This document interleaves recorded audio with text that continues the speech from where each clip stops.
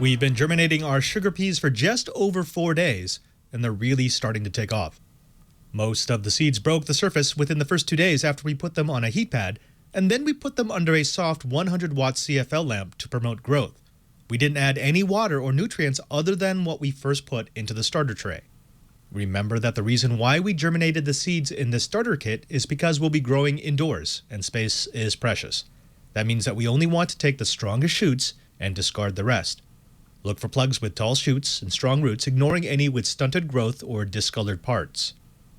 We're going to be transplanting our chosen shoots into clear drinking cups. The clear cups will let us see when a plant is about to become root-bound, and our 3D printed germination cubes will protect the root systems from direct light. However, before we can fill our cups with soil, we need to open the bottom of the cups for proper drainage. I'm using a Dremel tool, but any drill, knife, letter opener, scissor, or stabby, cutty, killy type implement will do the job just fine. Fill the cups to 3/5 of full, then use your fingers to dig out a hole in the center to allow for the germination plug. We're going to sprinkle in some mycos to help our shoots grow. Mycorrhiza are fungus spores that attach to the plant's roots. They grow faster than the root system and are far better at pulling nutrients out of the soil. They'll provide a greater supply of nutrients to the plant, and in return they pull some starches and sugars. Gently squeeze out your chosen shoots from the starter tray, trying to maintain the layer of peat. Do not pull on the shoot, as you risk damaging the stalk or the root system. Rather, push on the bottom and the sides of each cell to squeeze out both the shoot, root, and peat material.